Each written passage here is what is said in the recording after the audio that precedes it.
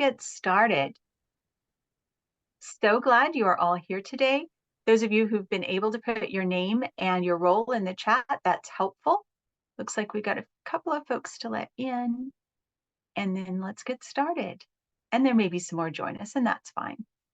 Okay, so I'm going to share my screen, and like Mr. Rogers, I brought a couple of friends along, so we have a couple of video clips that I hope you'll enjoy with some wonderful people who they're just 1 minute, so it'll be a very short bit of wisdom to share with you. All right, Ms. Huntley, does the screen look right? Yes. Yay! It's always something.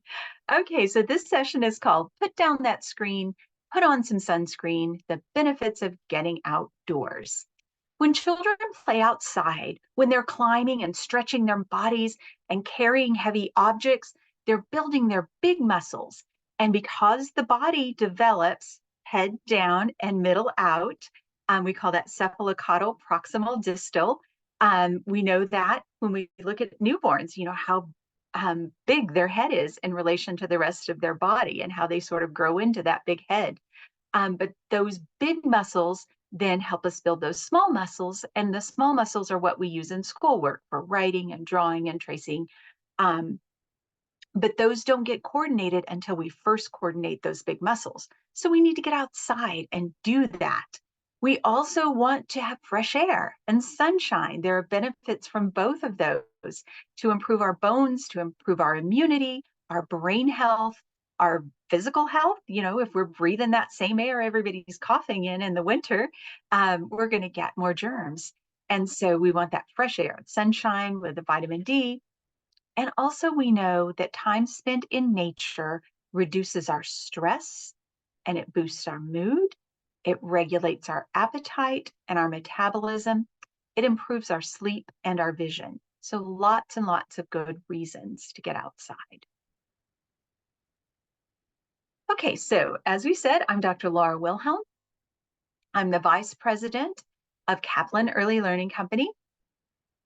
The Vice President for Professional Learning, I should say. There are lots of Vice Presidents at Kaplan. I'm coming to you today from Oklahoma. Oklahoma is the ancient home of the Caddo and the Wichita people from thousands of years ago. And currently we have 39 Native nations here in Oklahoma. Many of them were brought against their will. Some of them came because they chose to, but all of them, those 39 nations, have told their story now in a brand new museum called the First Americans Museum. So if you ever get to Oklahoma, or you just want to plan a trip, you want an excuse, it's an amazing museum with an amazing restaurant. And I absolutely encourage you to come see us. Look me up. All right, so over the years, I've been an early childhood professor for about 25 years, a center director, a classroom teacher. I'm the author of several books, and those include The Neglected Child. Get that to come up. There we go. Looking at the teacher's role, because very often we are the only, as early childhood professionals, we may be the only professional adult that a child sees, especially a very young child outside the home. And so we do have a very strong role there in preventing and recognizing child neglect and responding. The next book is Treasure Baskets, and that's really a loose parts book for babies and toddlers. Heuristic learning, we like to call that.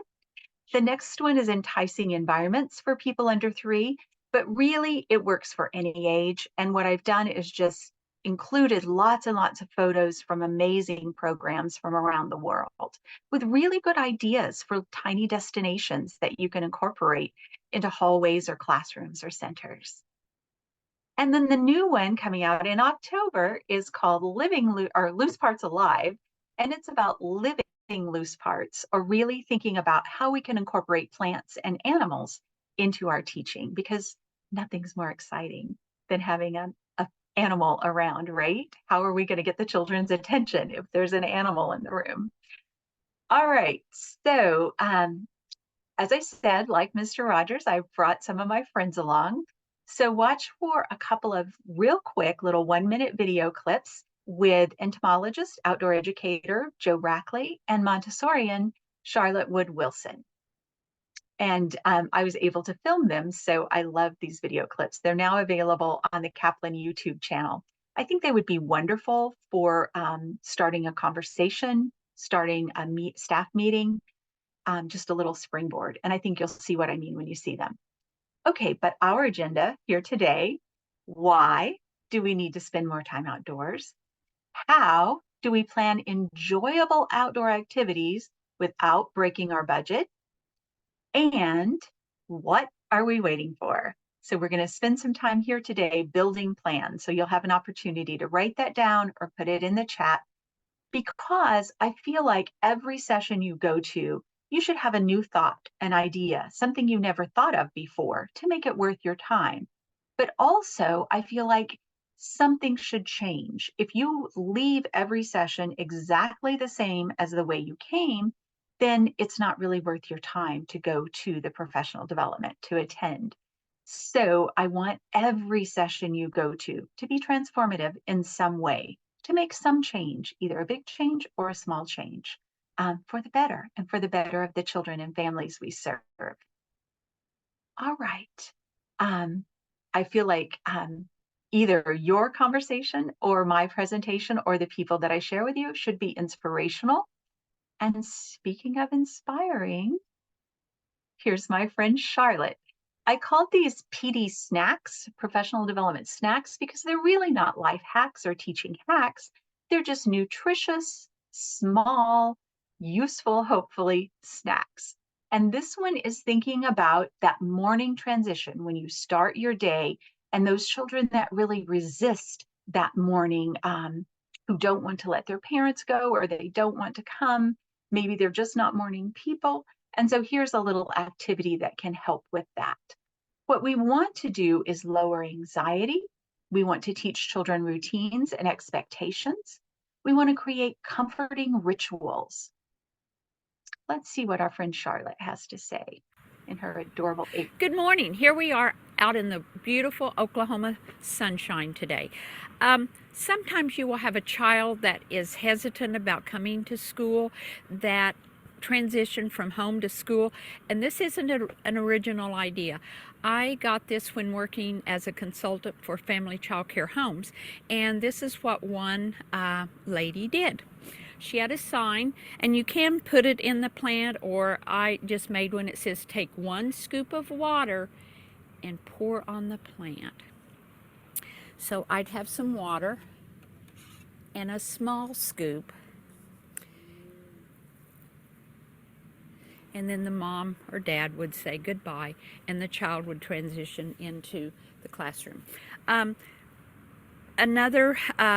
Instead of the scoop of water, you could also have a spray.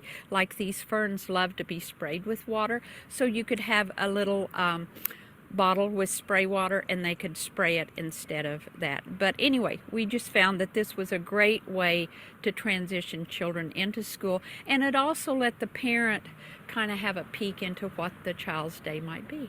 Thank you. Thank you, Charlotte. I hope you enjoyed that. All right, now for just a moment, would you close your eyes and picture reading a book with a child? My question is, where are you? Maybe in a chair, on a sofa, on the floor, inside, in a book nook, maybe outside. I'm going to give you some ideas for reading books outside on the next slide.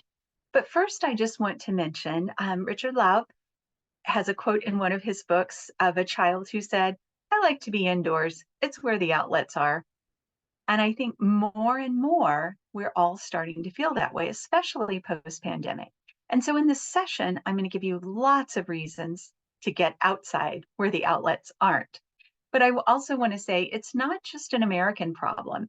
There's a British study recently that showed from the National Trust that showed that children spend about half the time these days outdoors that their parents did when their parents were children. And think about that in your own life. Is that still the case for you? Okay, now getting outside. I do believe in modeling what I truly believe, and I love to start the day with a story, but that doesn't have to be on the group time rug. We can be outside. here are some stories outside that I hope will inspire you. The first picture is a story walk. I don't know if you've seen these, but a simple way to do them is just take a few copies of a children's book so that you have the front side and the back side of the page, and put them up maybe around your fence or around your playground. Maybe laminate them so they'll hold up better in the weather so that children can walk or skip or run or bounce from one page to the next. The one I'm showing you is a fancy one in a park near me where there are sort of metal picture frames with glass on the front and back, and the top opens. So they can slide different books down in there. And then the next, so this is the beginning with the cover of the book. The next one that you would dance down to would have page 1 or maybe 1 and 2, and the next one to have the next page, so that by the time you go maybe a block down the path, you will have read a whole story.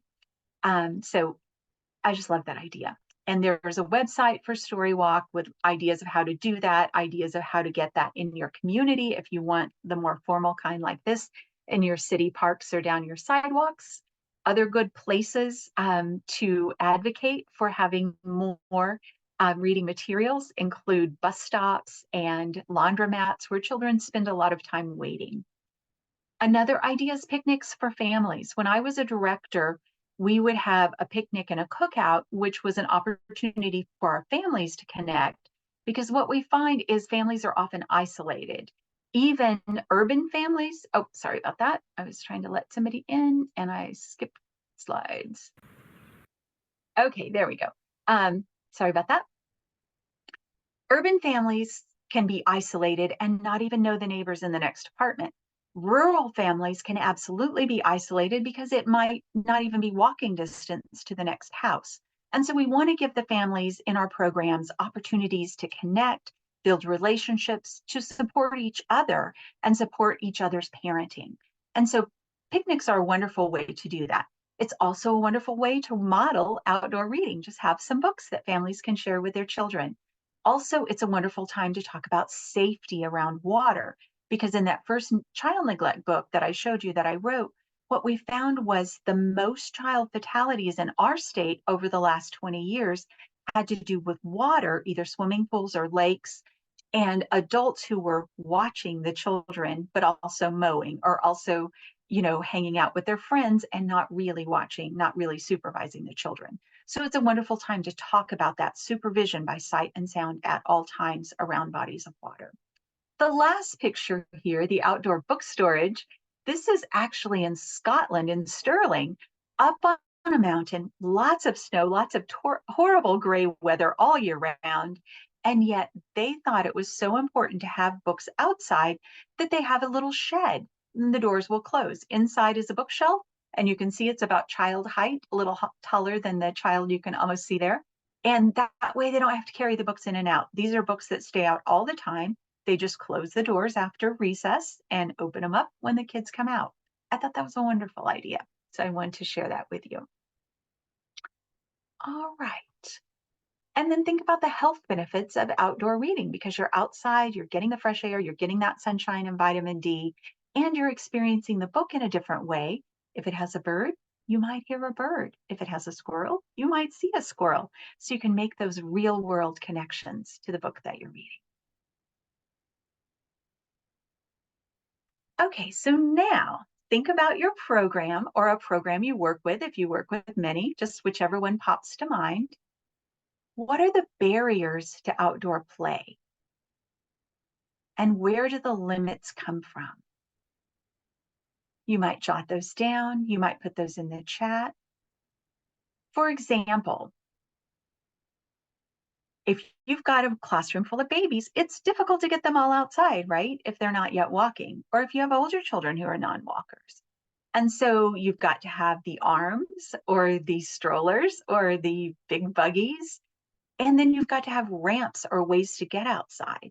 Once you get outside, you've got to have shade, and you've got to make sure that children are safe, that there's not unsafe things they'll be putting in their mouth, either plants, choking hazards of any kind. So think about, what are the barriers and where do the limits come from?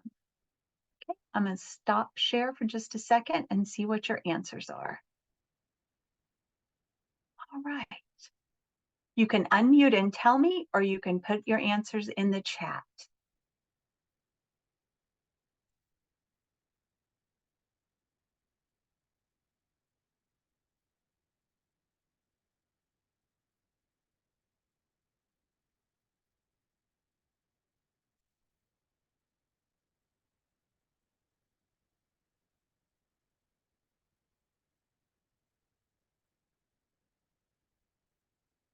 I see lots of people's name in the chat. I'm not seeing answers. Do you have answers for me?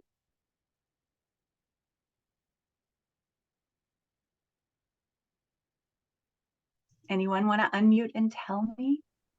What are the barriers? I'm thinking Yes, that thank you.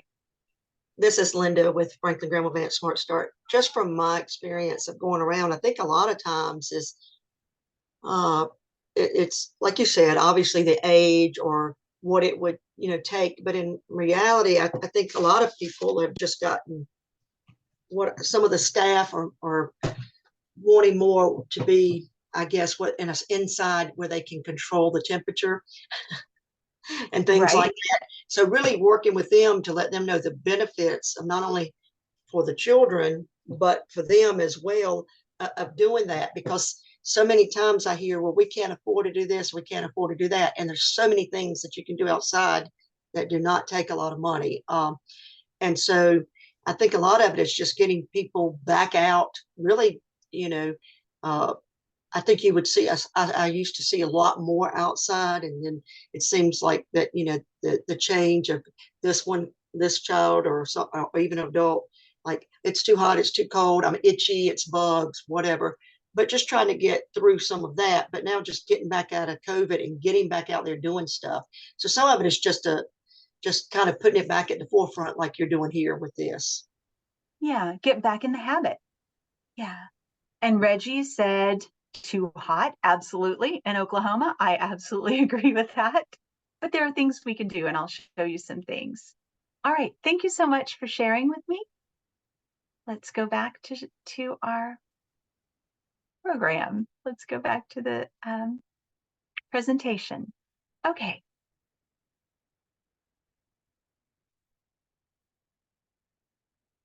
All right. You see the screen correctly? Yes? Okay. Yes. Yes. Thank you. All right, so there are more than 400 studies that have shown connection between green space and better health. So getting outside doesn't have to be a national park. It can be the grass along the sidewalk, but just getting out in nature will improve your health. It might be easier just to stay inside. You might think, I'll just play a video and the children will be under control. Unless you've ever actually played a video for a group of children, then you're going to spend your time policing everyone. Your anxiety, your stress is going up. Their anxiety, their stress is going up. Go outside, breathe deep. What we find outside is children who play outdoors regularly, like my little friend Emiliano here with his scooping and pouring. That is very comforting to an 18-month-old like him and to many of us, scooping and pouring sand, water, wood chips, anything. We'll have a healthier weight. We'll have lower stress. We actually improve our vision. And that's because when you're inside, everything you look at is maybe up to 15 feet away, maybe 20, depending on how big your room is, but it's not in the distance. When you're outside, some things are up close, some things are at the horizon, and your eyes are constantly adjusting to near point and far point, especially if you look up at the trees, if you look up at the sky, if you look down in your hands. And so your vision gets better because you're exercising those muscles. You will get a stronger immune system. Are there germs out there in those wood chips? Probably, but it's okay because we need exposure to some germs. We don't need to live in a bubble, or we don't need to be constantly sanitized. Some germs help us build up our immune system. Also, there are microbes in the soil that actually make us feel better. We have better cognitive outcomes for children, longer attention span, fewer discipline issues, and better memory. So all of those are reasons from hundreds, 400 and more studies. So it's not just me talking, it's actual data to back it up. So what can we do outside? With very little prep, as you said, very little time or materials to purchase, I'm going to share some ideas for you.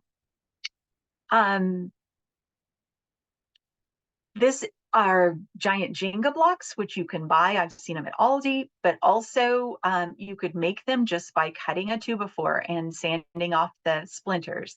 And this was so intriguing. My niece and I saw this outdoors at actually an eclipse festival with that total eclipse we had not long ago. And these children, we started as adults playing, and these children came over to show us how it was done. And pretty soon we made friendships. And that's an important thing about outdoor play is you can set it up so that younger children can be the expert to older children. And that builds their esteem, it builds their confidence, and it builds their expectations of themselves as a learner. It also builds greater happiness and gives us a buffer against depression when we play outside. In the next picture, those opportunities to share and be the expert. And again, with very young children, they're not ready to share, but older children are. And so you want to have plenty. And that's the beauty of loose parts. When they're free in nature, when you've collected seed heads or pine cones, there's plenty for everyone. So we don't have to worry so much about sharing. And that's my great niece and great nephew there, sharing those seeds and shells. All right, at age 2 and 6. And yet it's self-leveling because they each playing at their own level in their costumes, in their jester hat and Superman cape. All right, children need, and these are my two, that is my kid many years ago, he's 21 now, but playing in shorts in the snow, typical of that child today.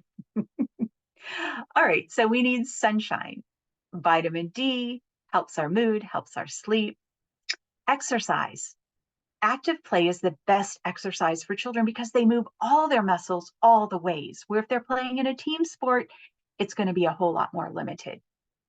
Executive functioning, that prefrontal cortex of the brain that makes decisions and develops logic. We want that in our children and in our adults of the future. Playing outside allows imagination and problem solving with other children and figuring out self-reliance. We also want to take some risk because failure lessons are just as important as success, and maybe more important because we're going to learn and take that away with us. Also, socialization. We make friends, we share, we cooperate. My younger child, pictured there in the Grinch hoodie, during the pandemic, one day she said to me, and she was in middle school at the time, she said, "I've forgotten what my friends look like." So I called up the moms and we all went to the park, and we parked far away. This was early in the pandemic before we even had the 6-foot guidance. And we opened the backs of our cars and we put our children in so they could at least see and talk to each other across the parking lot. It was a rough time, and we're all going to be living through that for a long time. I know one principal said, "Oh, forget about the pandemic, that's past." No, because it was in the formative years of so many of these children. So many of these young children were still developing language when they had to hear voices and see people talk from behind a mask, so they weren't getting the normal amount of information.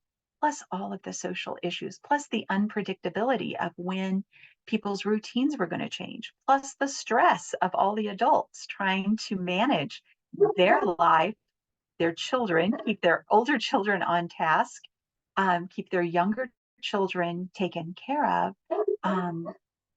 It was a lot, and we're going to see effects for a long time. All right, appreciation of nature. Sorry, that was a little tangent. If you never dig in the soil, if you never walk on a trail or play in a stream or climb or just sit down and observe what's around you, then you're not going to appreciate the natural world all around us, and you're not going to feel the need to protect it. All right, all of this information is from Harvard Medical School. All right, now, what's the problem? Once it was common to see children playing outside. You drive through your neighborhood, you'd see kids in trees, you'd see kids all over. Now, if we see children at all, it's often a sports team. Children today average 4 to 7 minutes per day in unstructured outdoor play, but 7.5 hours in front of electronic screens. Go to a restaurant, what are the kids doing? Looking at the screen. Look over in the car next to you at the stoplight, what are the kids doing? Looking at a screen. Parents get home, they're tired, they've got a lot to do. Give the kids a screen. So in our programs, we can fight back against that. We can give children more interesting, more educational activities, and an easy way to do that is to go outside. 1 in 5 children play outside once a week or less.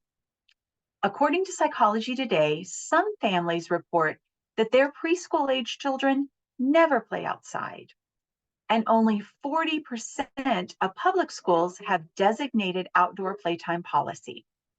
Outdoor play has been decreasing for 50 years. So it's not a brand new problem, but is absolutely a continuing problem. People cite the weather, fear, academic concerns, and I'll talk a little bit more about each one of those. What can we do? We can start small. The American Journal of Preventive Medicine recommends getting outside 3 or 4 times a day. So think about in the morning, what could you do outside? In the middle of the day, what could you do outside? At the end of the day, what could you do outside? Get the kids tired before nap, maybe. And they recommend a total of 90 to 120 minutes for children in full-time childcare. So think about what could you add, or the programs you work with, what could they add to get the children outside a little bit more? All right, here's our friend Joe Rackley, and here are some very easy tips for things to do outside. Hi, my name is Joe Rackley. I am an outdoor educator. I wanted to talk to you a little bit about just seeing what's around you, feeling what's around you, observing the things that you might not notice when you go outdoors. When you look around when you're outside, it's amazing the things that you might find. The base of a tree is often a really good place to make observations. And we might look at this, oh my gosh, what's that? You might see a turtle shell when you're outside. You might see a live turtle. This turtle shell might have been here for years or only a little while. But if we didn't look at this tree and we didn't look down, we would never see this turtle shell laying there. But you never know what you're gonna see if you look around outside in the leaves. From my perspective, there's always something to see. So just to remember, when you go outside, remember to observe, listen, see, hear, occasionally smell, and maybe taste.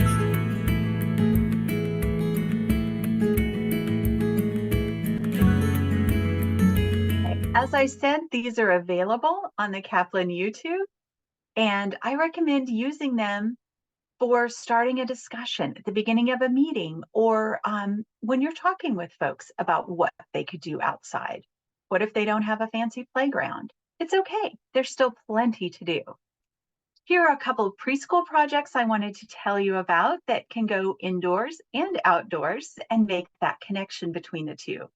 So the first one, this is up in New Jersey. I went to visit the school and children ran up to me, children I didn't know, ran up to me, grabbed my hands to show me what they had been up to, which I always love, that enthusiasm.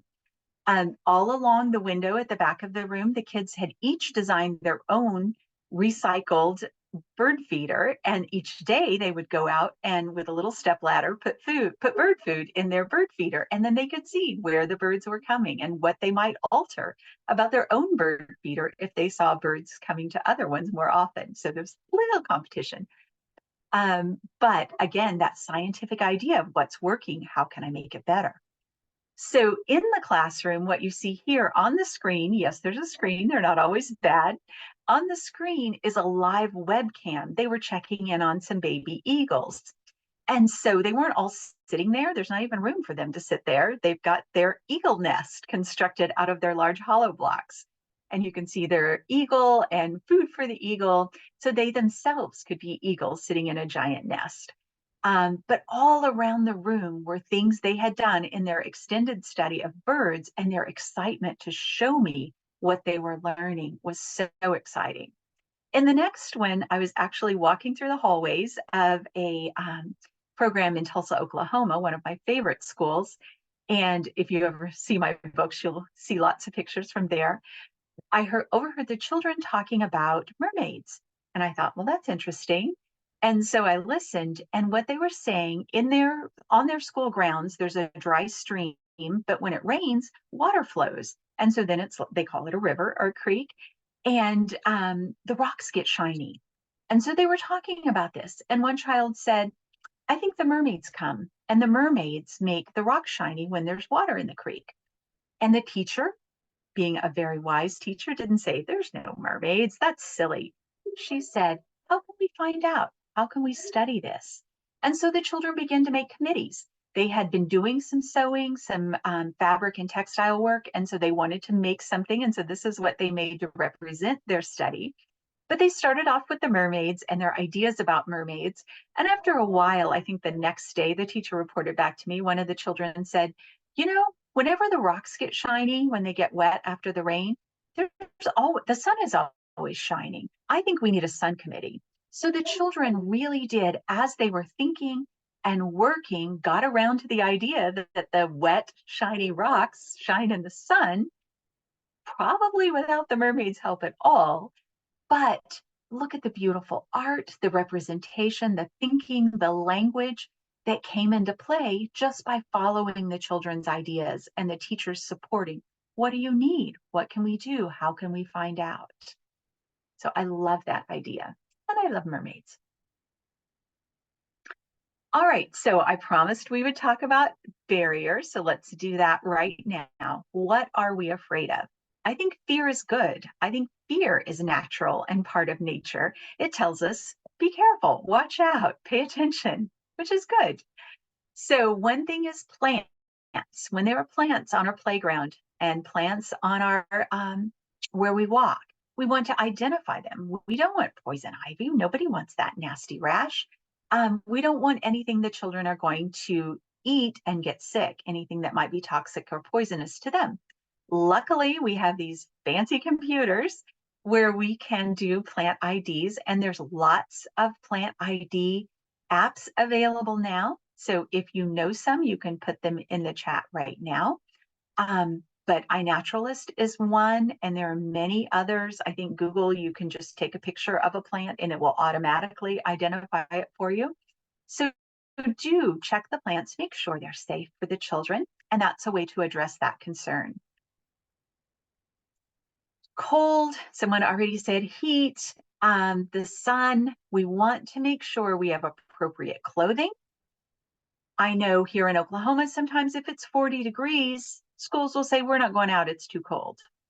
And yet I have students from Europe who've said when they were children in Scandinavia, they would dig tunnels in the snow to be able to go out, and they would stay out all day and have lunch in an air-conditioned building and go back out in the snow and play. So we just need to collect snowsuits, collect boots, and that can be when families are outgrowing them. It can be from garage sales, from thrift shops. It doesn't have to be especially expensive, but have that appropriate clothing. Here we have hot summers, and I think you probably do too. So I know programs that collect water shoes as children are outgrowing them. So they have a school collection of water shoes so they can play in sprinklers on the playground outside. The other nice thing about boots, in addition to keeping feet dry in the winter, is they can keep mud off of children's school shoes if they switch out into the school boots. And then parents won't get upset with you because they're not getting in the cars with muddy boots at the end of the day. We want to be cool and hydrated. Absolutely. We want to have water available for the children, either their own cups or disposable cups, but making sure we have shade. And I'm going to show you some examples of shade that programs have put in. There are fast growing trees and bushes. You can buy shade structures, and then sunscreen. And again, I have that app for you at the end that you can get with a QR code with your phone. But and well, I'll get to insect repellent in a second, but it'll give you guidance on that. For sunscreen, we want to put it on children over 6 months with parental permission, 30 minutes before we go out, and then reapply every 2 hours or more often if they're playing in water. Babies under 6 months have to have sun protective clothing, and they have to be kept in the shade because their skin is very delicate and very thin. And as I said, you can add shade structures if you don't have them already. But remember, children's skin burns more easily than adults, and be especially aware of hot surfaces. Just like when a child touches a stove, they tend to freeze there. If a child touches a hot metal slide or bar, they tend to freeze in place, and that can damage their skin very quickly. So we have to supervise by sight and sound at all times to keep these young children safe. Okay. Bugs and plants and animals. Find the right repellent using the EPA's research tool. Apply it safely and wash your hands when you're finished. You may need to install fences. I've been in a few of Rusty Keeler's sessions where people are like, well, what about bears? We get bears, or we get foxes or wolves. And so you do need appropriate fencing to keep that wildlife away from children that would be unsafe. But one thing I learned is there are also barriers for snakes, and it's just a textured barrier that you put around if you get snakes on your playground that snakes don't like to crawl over. They don't like the texture. So you can put that out. It will keep the snakes off your playground. What a wonderful idea. And then we need the equipment outdoors to be appropriate for the child's age. When children get hurt on a playground, most often it's because the equipment was designed for older children, and so they're falling or falling through, or it was designed for younger children and it's not interesting enough, so they're making it interesting by climbing on top or doing something inappropriate.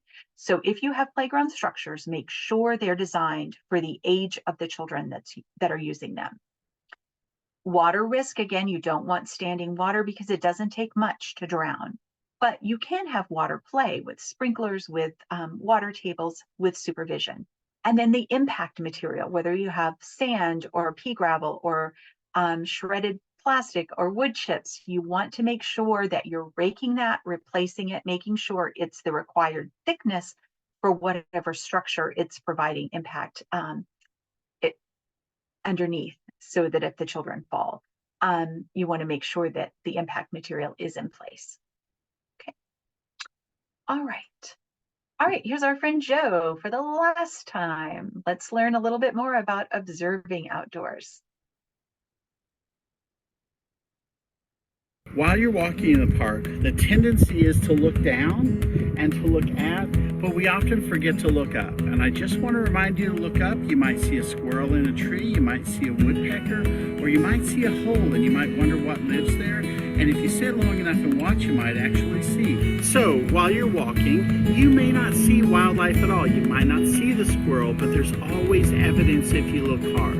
We're looking at this little platform made probably by someone mowing over these roots long ago, and it made this very flat place where the roots try to go around. And it's a great little table for a squirrel that's eaten a pecan. And that pecan shell is still here, and it's eaten all of the goodies out the inside of that pecan and used this little platform as a table. And that's a pretty cool way to know that wildlife is around. Joe? All right. So look up, look around when you're outside. Pediatrician Robert Czar writes prescriptions for his patients to get outside. So what he found was that a lot of the children he sees were heavier, they were more depressed, they had more anxiety. And so he decided to take the prescription pad right on there. The dose, and you can see it on the dark blue on your screen, is 20 minutes of cell phone free time in a park or under a tree. And the frequency is 2 to 3 times a week. Then he texts the families to see if they filled that prescription. What he found is by doing this, his patients are moving more, they're losing weight, they're feeling less depressed and less anxious. This picture I'm showing you is it's from a playground in Scotland. It's still supervisable. The teachers can see what's going on. But when the children go there, they feel like they're in a nest, like they're sort of secluded behind those 2 bushes. and they've got the loose parts, the tires that they can move. So that's good, heavy work for them to use their big muscles or work with a friend and cooperate and collaborate to put them where they want them to be. So I love that idea. All right, here's our last visit with Charlotte. One more activity that you can do for low cost or no cost. We are outside this morning and we're going to start off with an art activity. So we have our water here and we have our paper held down with a rock. Sometimes I use a large cookie tin, but I found with younger children, if I use a smaller one, they're able to do all of the cleanup themselves. So we start off, they would have an apron on. We're going to put 1 dollop of paint, just like finger paint. And very young children may not want to print make. This may be all they want to do, and that's okay. And again, a younger child may need help with this. A picture. Now, we need to get this ready for the next person. For some, washing it off is the fun part of this. It's ready for the next person. All right. Thank you, Charlotte. I hope you guys enjoyed that very simple sensory outdoor experience. And I love that she puts in that extra step of getting it ready for the next person. So the teacher's not spending a lot of time over there cleaning up, resetting. In her program here, she serves 2- and 3-year-olds, and they are able to wash off the pan and set it up for the next person because they've been taught that expectation and they're able to do it. All right, so a few more benefits of outdoor play I want to share with you with some more of my young friends. This is my great niece, Ivy. I know, great. She lives in New York, and when she was at my house on Easter, she loved the chickens. She played with the chickens all day long.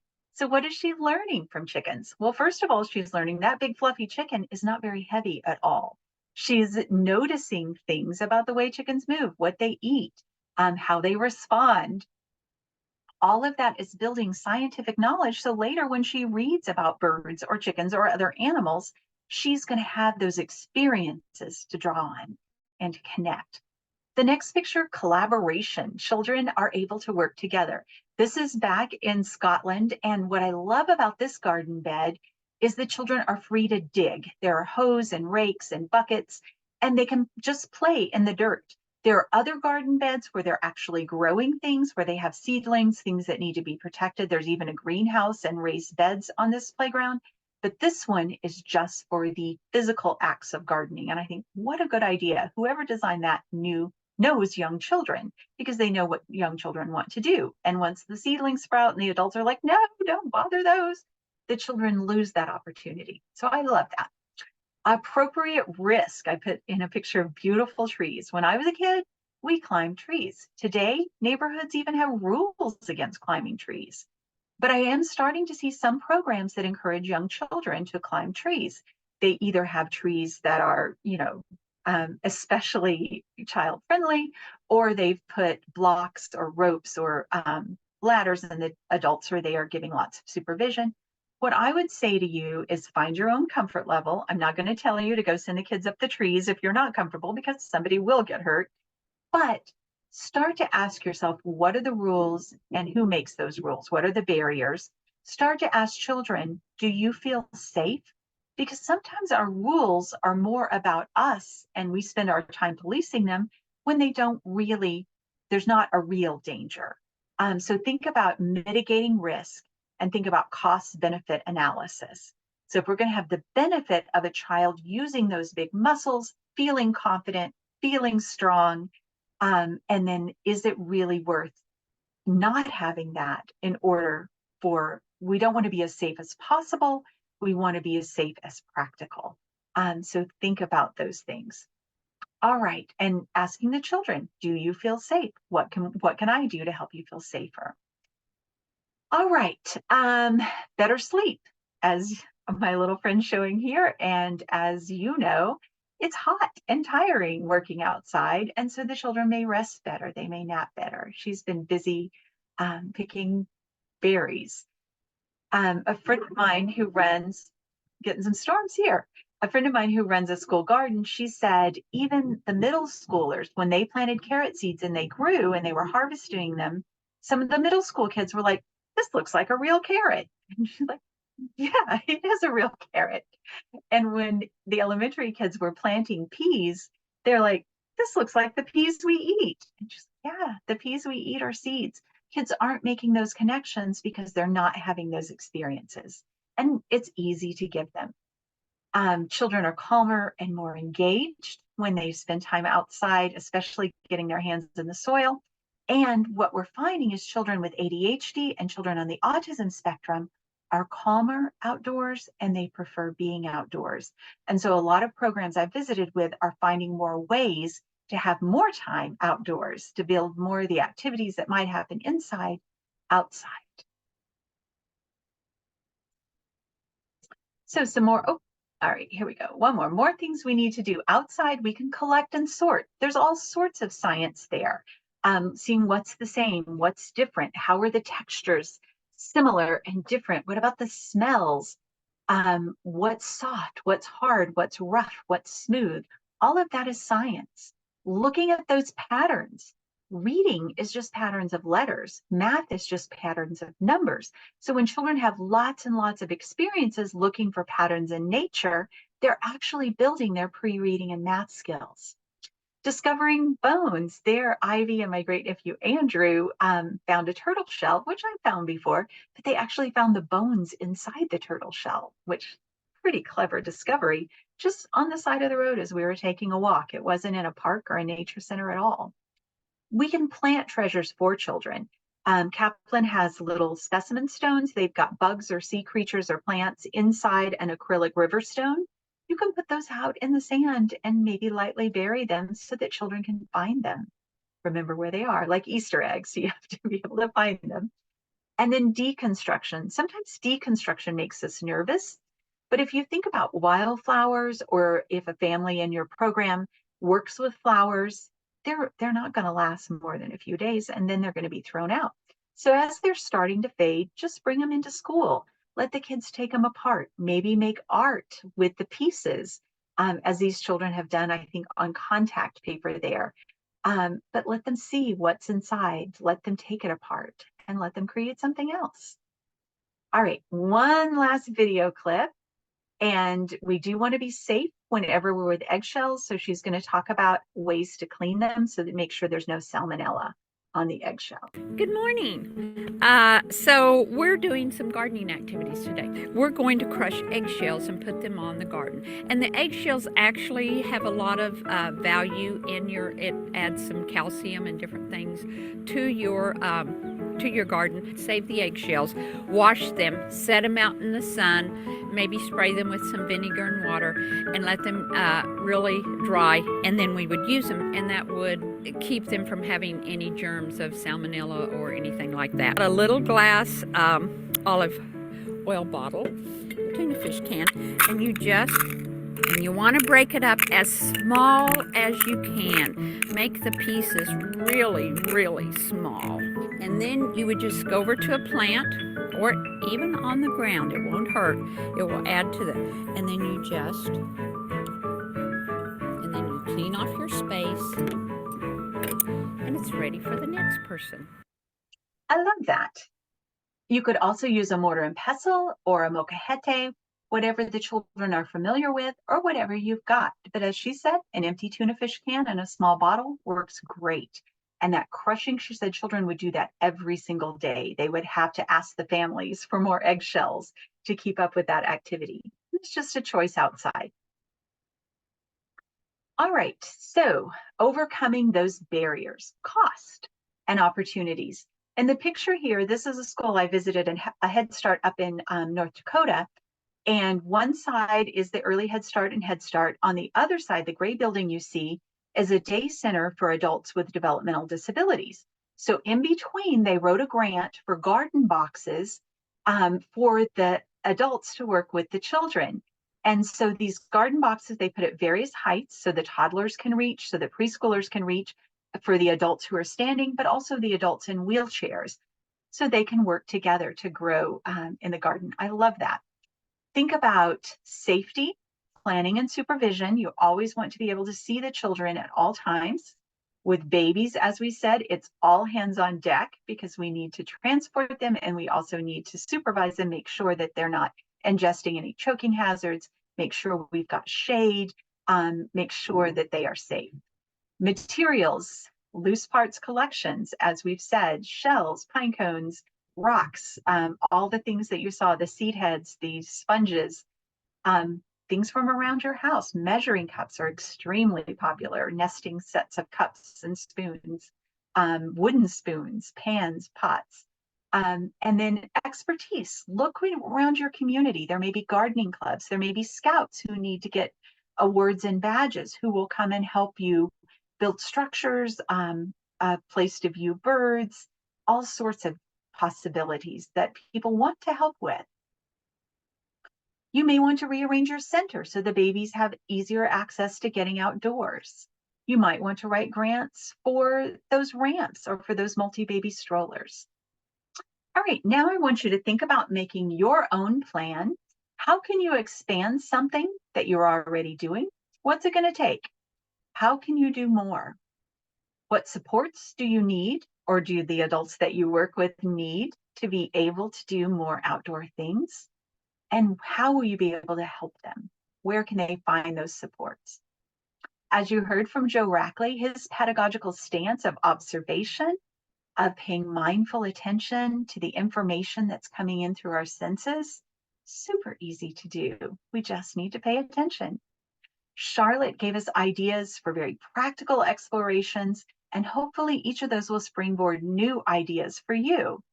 And I've shared lots of research from Harvard, from CDC, from American Pediatric Association on why it all matters. This is a program in Arkansas that needed shade for the heat. And so they just planted these fast growing willows to create a tunnel. And what they found was inside the tunnel on a hot day, it's about 15 degrees cooler than outside. So just that little bit of planting grew very quickly, and now they've got that shade. So think about what changes can you make on your path forward? What can you do right away? What can you do with more time or more resources? Because a goal without a plan is just a dream. How are you going to make your dreams come true? Also think about willow will grow where you put it, bamboo will take over. So be very careful if you do plant bamboo, make sure it's in a container or it will go nuts. All right. I'm going to wrap up with nature is everywhere. Even in the most densely populated urban neighborhoods, you'll find some nature. Even on a patio, you can have patio plants. You might see a lizard, you might see a bird. In the cracks in the sidewalk, the animals in a city park. That's according to Richard Lau. And us, we are nature. Also love the attitude of this bird. I saw him in Cornwall and he just looks like he has something to say. So let's review our agenda. Why do we need to spend more time outdoors? All those health, physical health, mental health benefits for us. Our bones, our attention, our anxiety, our vitamin D, our big muscles, our small muscles, so many, many benefits. How do we plan enjoyable outdoor activities without breaking the bank? Gave you lots of ideas for art activities like making a painting, making a print, just watering a plant, crushing eggshells, just noticing what's around, collecting loose parts and sorting them, putting out tires or logs for the children to use their big muscles and work together. And then what are you waiting for? For the groups that you work with, how are you going to build a plan? And then, as I promised, here's the QR code to get to that cdc.gov get out and play kit. So if you have your phone, you may want to download this resource. And then my goal for you is to be the change that you want to see in the world. Let your dreams take flight, just like these 4-year-olds' eagle project with their giant eagle there on the nest. And then let me know how it's going. There's my email, lwilhelm@kaplanco.com. Thank you so much, Dr. Wilhelm. That's some great information. I'll have to use that as well with my 2-year-old granddaughter. So this has been very good. Thank you all for attending with us today. I will be posting the recording to LP Central for our directors today. So if additional information is needed, please contact myself or Dr. Wilhelm. Thank you again. Absolutely. And please take the survey in the chat for us. And I saw someone said some of the children don't like the heat or cold. And it's true because they probably haven't experienced it. And so we need to give them lots of positive experiences. We have children who are sensory sensitive to heat, to cold, to the texture of grass and sand. But the way we address that is to give them small exposures, a little bit at a time, and then a little bit more, rather than just saying, oh, you don't like it, we won't go out. And then we also need to address the heat by making sure they have water and shade, address the cold by making sure they have appropriate clothing and boots so that they are safe. All right, thank you so much. Thank you for taking the survey.